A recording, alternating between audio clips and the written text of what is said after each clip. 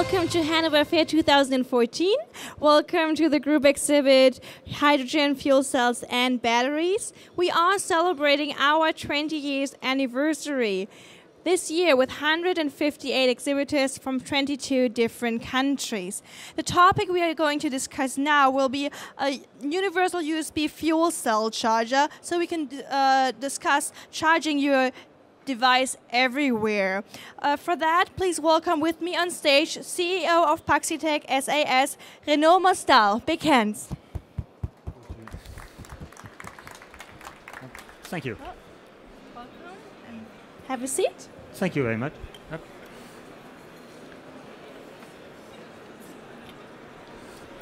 So first of all, it is an honor to have you here at Hanover Fair. Thank you. For those of you who do not know PaxiTech yet, could you please give a brief introduction on the history of the company and what you actually do? Yes, PaxiTech is a small French company. We started the company in 2003, so 10 years ago already. And we have three main activities. Actually, our main activity is really to make MEAs, membrane electrode assemblies for fuel cells, and a little bit for electrolyzers as well. We have business all over the world. We have over 100 customers on 3 continents right now. And from MEAs, we are moving a little bit on fuel cell modules using a planar fuel cell architecture.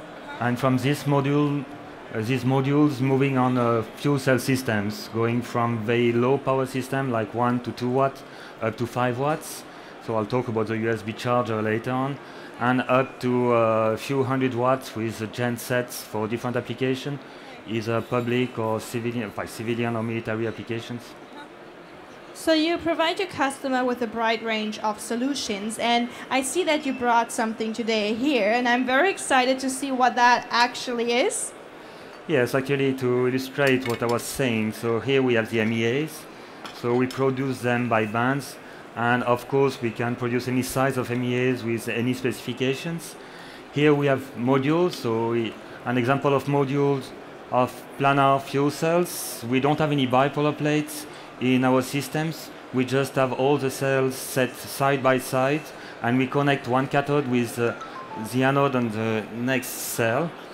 And here we have a system. Once we have the module, we can integrate the module with a hydrogen regulator with a little bit of electronics.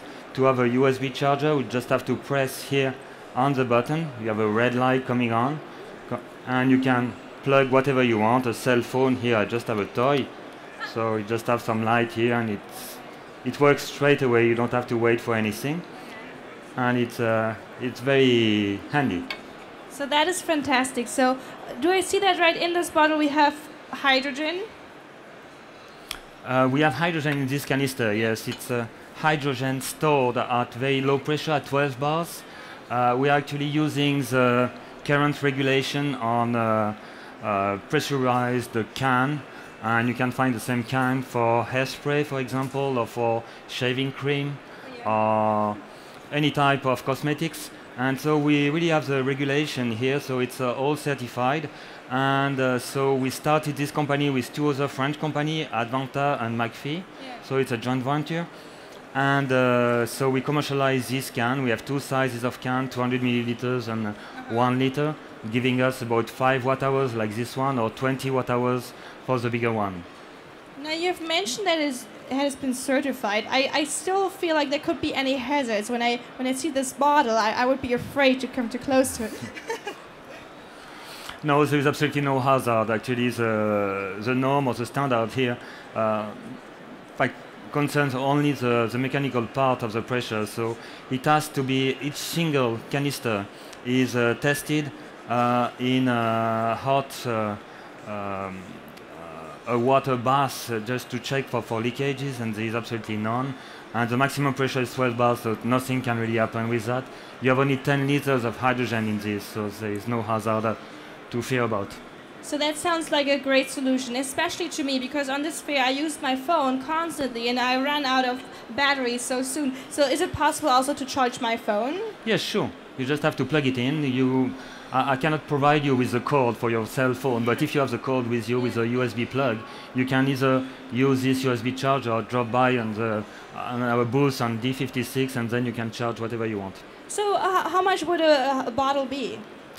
Cylinder of hydrogen actually would be in the range of €5 to €10 for one-time use, so it's still pretty expensive. We're working on decreasing the cost, but for that we have to increase the production volume. And the charger itself goes now for around €500, and we hope to bring it down to €350 by the end of the year. By the end of the year, and then next year I can afford one. Yeah, maybe we'll give money after 10 years. We don't know. Okay, at this time I open the forum for questions from the audience. If you have a question, you can just simply raise your hand. Okay, if not at this time, I'll look around, and if you do have a question, just wave, and then I'll come down to you. We have been talking about the partners that you have internationally. Can you please tell us more about your partnerships? We do have some partnership in France, working locally with partners like I was mentioning Advanta, for example, for the pressure regulators. Otherwise, it's true that we are dealing all over the world, so we have customers all over the world, either directly or through distributors locally. And now for the partners, we are always welcoming new partners for electronics, for example, or any other part, so we are ready to discuss about that. Okay, I see that. In terms of the fair, what I saw some other products at your booth. What else is there to expect? Really, at the fair, what we wanted to do, actually we've been at this fair and being an exhibitors and in fact this site for many years. I must say I was first at the CEA, the French nuclear department, and working on fuel cell over there, and PaxiTech is actually a spin-off from the CEA, and I used to be an exhibitor for the CEA before being an exhibitor for PaxiTech. So I saw the evolution of the fair for quite a long time, and I'm always impressed by how many people are present in this fair, and from so many countries.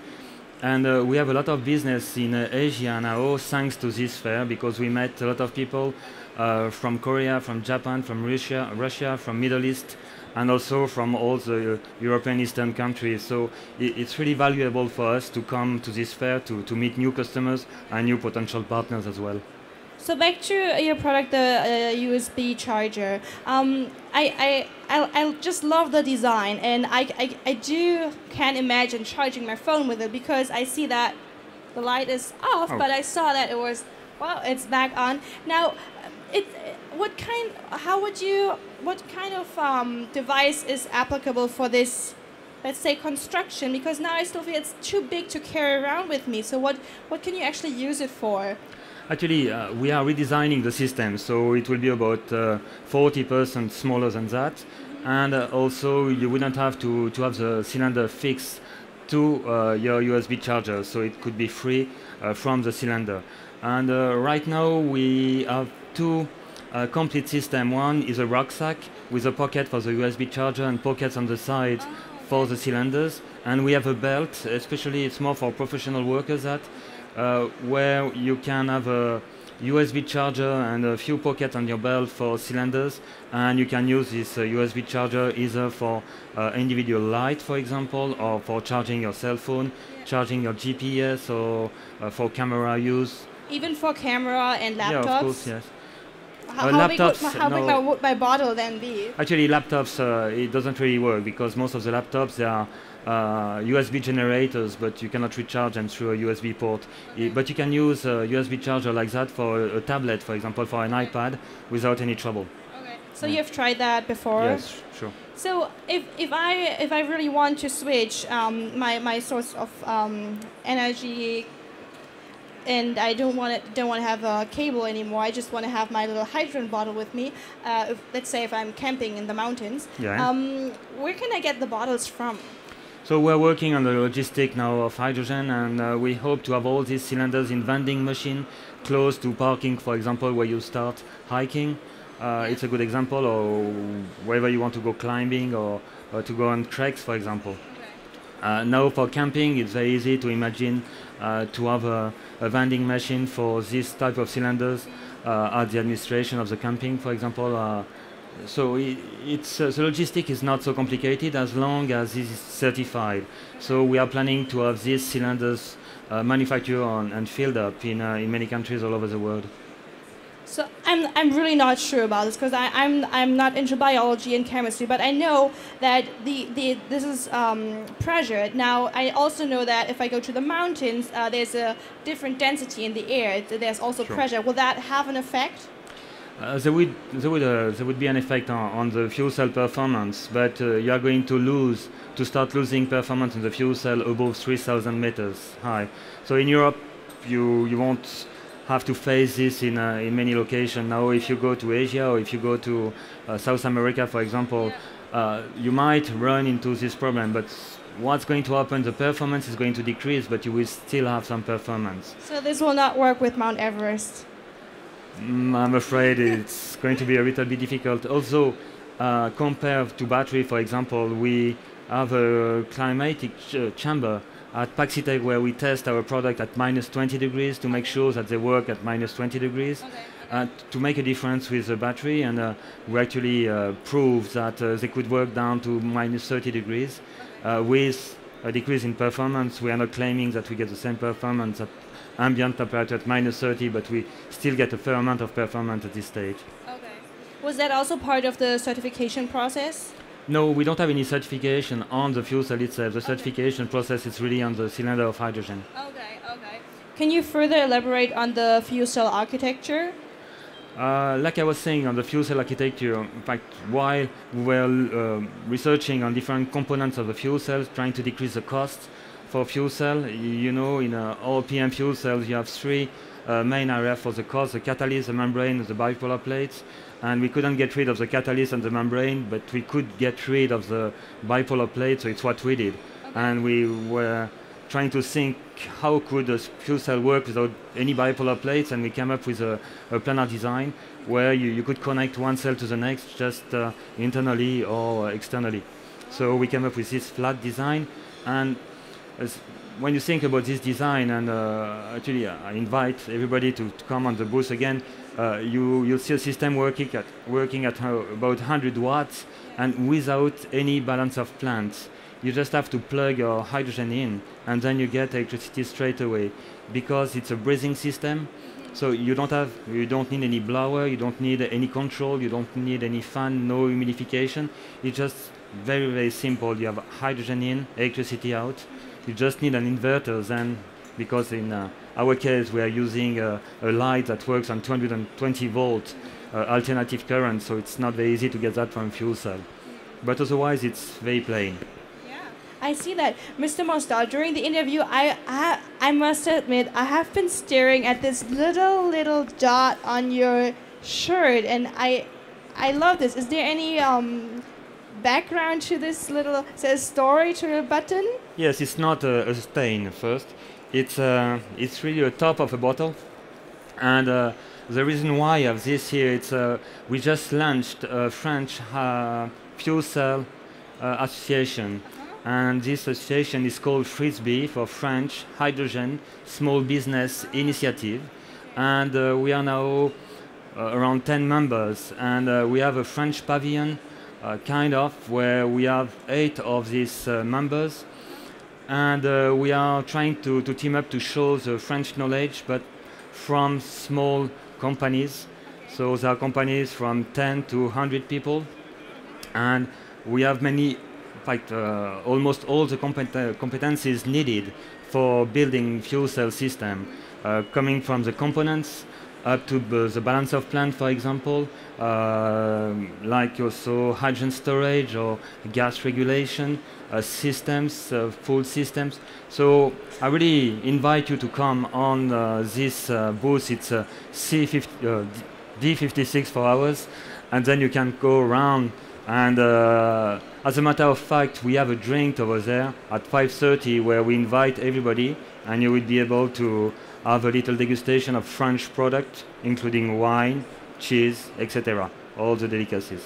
So you're more than welcome to come. That sounds excellent. I'm pretty sure I try to stop by if I find the time. French wine and cheese sounds perfect to me. Unfortunately, the time is already over, but I highly recommend to maybe visit PaxiTech now or later at 5:30, where the French reception will happen. So thank you very much for the nice interview, and thank you for the products. They look fantastic here on stage. I would love to have this lamp here all the time. So thank you very much, and big hands. Thank you very much.